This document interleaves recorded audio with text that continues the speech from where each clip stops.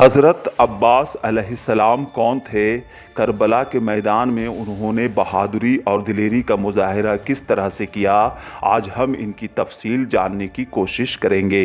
Video میں آخر تک بنے رہیں اور پسند آئے تو اسے سبسکرائب کر لوگوں میں بھی شیئر کر دیں۔ ویسے تو کربلا میں ہر مجاہد نے اپنی اپنی قربانیاں پیش کی اور بعض نے اپنے خاندان کے تمام افراد کو قربان کر دیا۔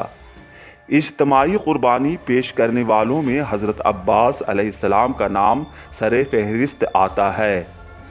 حضرت علی رضی اللہ عنہ کی زوجہ جنتی عورتوں کے سردار فاطمہ زہرا علیہ السلام کی وفات کے بعد علی علیہ السلام نے اپنے بھائی عقیل سے درخواست کی کہ وہ ایسی خاتون تلاش کرے جو اعلیٰ نسب سے تعلق رکھتی ہو، تاکہ ان سے ایک بہادر اور دلیر اولاد پیدا ہو جو کربلا میں امام حسین کا مددگار بنے۔ لہٰذا عقیل نے بنو قبیلہ کی ایک خاتون فاطمہ بنت حزام کا نام پیش کیا، جنہیں ام البنین کہا جاتا تھا۔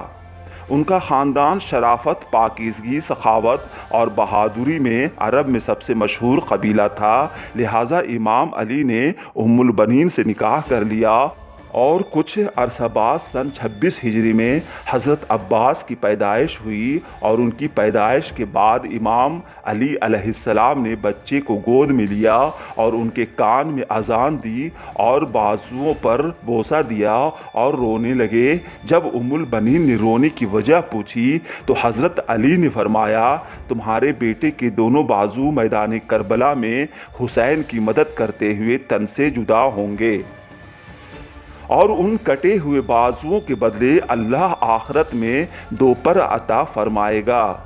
حضرت عباس امام حسن اور حسین علیہ السلام کے ساتھ پلے بڑھے۔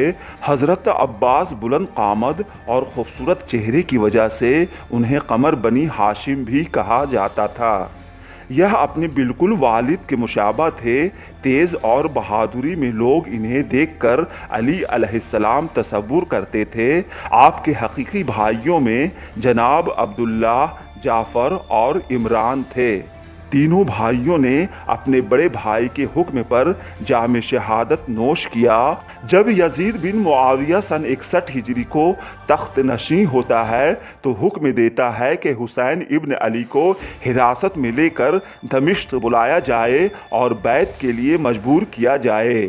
لہٰذا لشکر یزید جب مکہ پہنچی تو اس وقت امام حسین کربلا روانگی کی تیاری کر رہے تھے۔ اس وقت حضرت عباس ابن علی نے اپنے بھائی کی حمایت اور بنو امیہ کی سرکشی کے خلاف ایک خطبہ دیا اور فرمایا، اگر اللہ کی مصلحت نہ ہوتی تو میں تم پر اس طرح حملہ کرتا جس طرح ایک عقاب غضبناک ہو کر چڑیوں پر حملہ کرتا ہے، اور میں تم سب کو چیر پھاڑ دیتا۔ واقعہ کربلا کے وقت حضرت عباس کی عمر 33 سال کی تھی۔ امام حسین نے آپ کو لشکر حسین کا علمدار قرار دیا تھا۔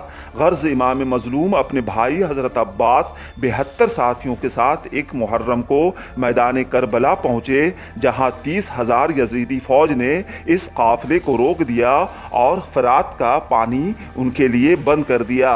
یزیدی لشکر کے ساتھ جنگ کا آغاز ہوتا ہے اور ایک ایک کر قافلہ حسینی کے بہادر سپاہی شہید کر دیے جاتے ہیں، لیکن اس وقت امام حسین نے حضرت عباس کو لڑنے کی اجازت نہیں دی۔ اس کے باوجود حضرت عباس نے اپنی شہادت سے ایک تاریخ لکھی۔ آپ ایک قابل سپہ سالار تھے۔ جب تک حضرت عباس حسینی لشکر میں موجود تھے، یزیدی لشکر کا کوئی سپاہی چین کی نیند نہ سو سکا۔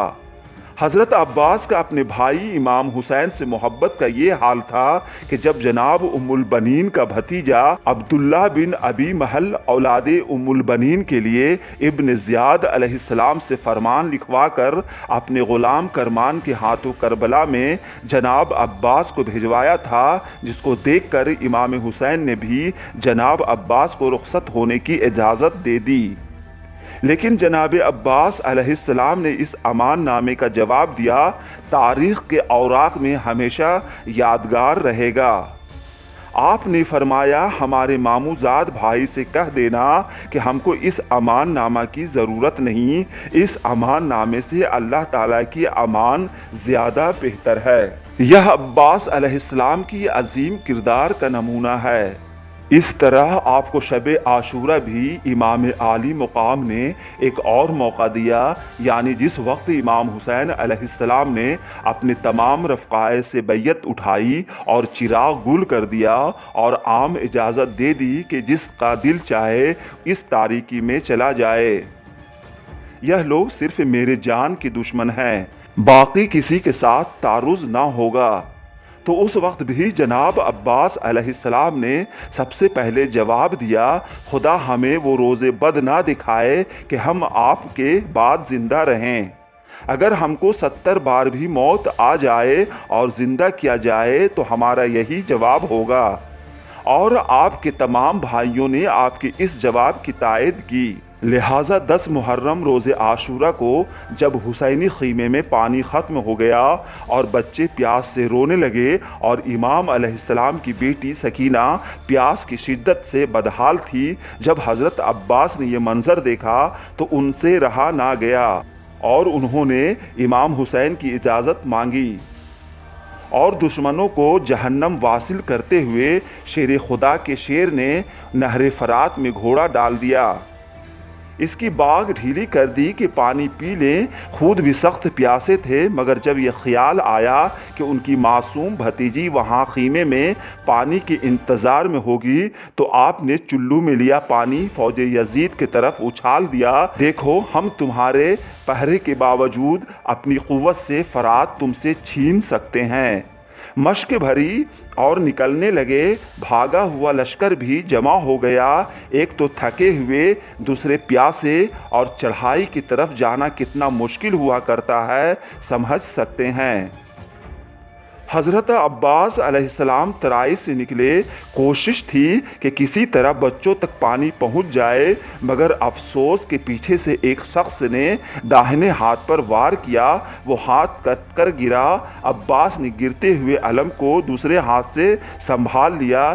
جنگ کریں، مشق کو سنبھالے یا گھوڑے کی باگ تھامے، غرض ایک ہاتھ سے کیا کرے جبکہ ایک ہاتھ کٹ چکا تھا۔ دشمنوں کے حوصلے بڑھ گئے، دور سے قریب آ کر حملہ کرنے لگے۔ ناگاہ عباس علیہ السلام کا دوسرا ہاتھ بھی کٹ گیا۔ اب مشق کو دانتوں سے تھام لیا، تلوار، تیر اور نیزوں کی بارش ہو رہی تھی۔ ایک تیر نے مشق کو چھیدا اور پانی بہہ گیا۔ حضرت عباس علیہ السلام کی ہمت ٹوٹ گئی۔ پھر انہوں نے سوچا اب جا کر کیا کروں گا۔ گھوڑے کا رخ فوج یزید کی طرف پھیر دیا۔